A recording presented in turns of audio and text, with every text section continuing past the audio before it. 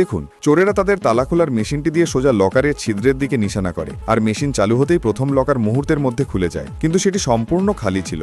দ্বিতীয় তিজোরিতে টাকা ছিল আর তৃতীয়টিতে ছিল সোনার ইট। এরপর তারা একের পর এক বাকি তিজোরিগুলো খুলতে শুরু করে। কিছু তিজোরিতে টাকা ছিল, কিছু একদম খালি, আর কিছুতে সোনার উপর গয়না লুকানো ছিল।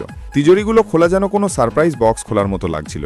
এদিকে ব্যাংকের বাইরে পুলিশ এখনও ডাকাতদের সঙ্গে কথা বলার চেষ্টা করছিল, তাই তারা একজনকে তাদের সাথে কথা বলার জন্য ভেতরে পাঠায়। সেই সময় এক বন্দী বারবার টয়লেটে যাওয়ার জন্য বলে, তাই ডাকাতরা বিরক্ত হয়ে তাকে বাইরে যেতে বলে, আর পুলিশ সঙ্গে সঙ্গে তাকে ধরে ফেলে। ফলে চোরদের কাছে বাকি তিজোরিগুলো খোলার জন্য যথেষ্ট সময় পেয়ে যায়। কিন্তু সব লকার খুলে শেষ করার আগেই তাদের মেশিন খারাপ হয়ে যায়, তাই তারা পিছিয়ে যাওয়ার প্ল্যান করে। এদিকে একজন চোর পুলিশকে ব্যস্ত রাখার জন্য ভিতরে রেখে বাকিরা তাড়াহুড়ো করে ক্যাশগুলো ব্যাগে ভরতে শুরু করে। তারপর ব্যাগগুলো টানেলের ভেতর দিয়ে বোটের উপর তুলে দেয়। সব প্রস্তুতি শেষ হওয়ার পর মা তার সব অস্ত্র ঠিকভাবে সাজিয়ে রেখে দেয়, যাতে দেখলে মনে হয় এগুলো আসল, কিন্তু আসলে এগুলো ছিল নকল। সে ইচ্ছা করেই এমন করেছিল যাতে যদি ধরা পড়ে শাস্তি কম হয়। এরপর তারা দড়িগুলো সেলফের সঙ্গে বেঁধে নেয়। টানেলে ঢুকেই শেলফ টেনে দরজা বন্ধ করে দেয় এবং দড়ি খুলে সমস্ত প্রমাণ মুছে ফেলে। তারপর চুপি চুপি গোপন পথ দিয়ে পালিয়ে যায়। বন্দীরা তখনও মাটিতে শুয়েছিল, আর পুলিশ ভাবছিল চোরেরা এখনো ভিতরে আছে।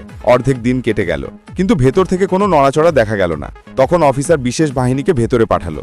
পুরো ব্যাংক খুঁটিয়ে দেখা হলো, কিন্তু চোরদের কোনো চিহ্ন পাওয়া গেল না। তারপর অফিসারের নজরে পড়ে মাটিতে টানার দাগ। শেলফ সরাতেই বেরিয়ে এলো একটি গোপন সুড়ঙ্গ, কিন্তু সুড়ঙ্গের মুখে চোরেরা গ্রেনেড বেঁধে রেখেছিল, যেটা দেখে অফিসার ভয় পেয়ে যায়। কিন্তু সৈন্যরা বলে যে সব অস্ত্রই নকল। তখনই অফিসার বুঝে গেলেন যে বুদ্ধ বানানো হয়েছে। তিনি গ্রেনেড খুলে টানেলে প্রবেশ করলেন, কিন্তু অপর প্রান্তে পথটি বন্ধ করে রাখা ছিল। এদিকে চোরেরা ইতিমধ্যেই ড্রেন পর্যন্ত পৌঁছে গিয়েছে। তাদের একজন উপরে গাড়ি নিয়ে দাঁড়িয়েছিল এবং মাটিতে তৈরি করা টানেল দিয়ে টাকাগুলো গাড়িতে তুলে নেয়। অবশেষে সবাই আরামে বেরিয়ে যায়, আর এই বিশাল ব্যাংক ডাকাতি সম্পূর্ণ সফলভাবে শেষ হয়।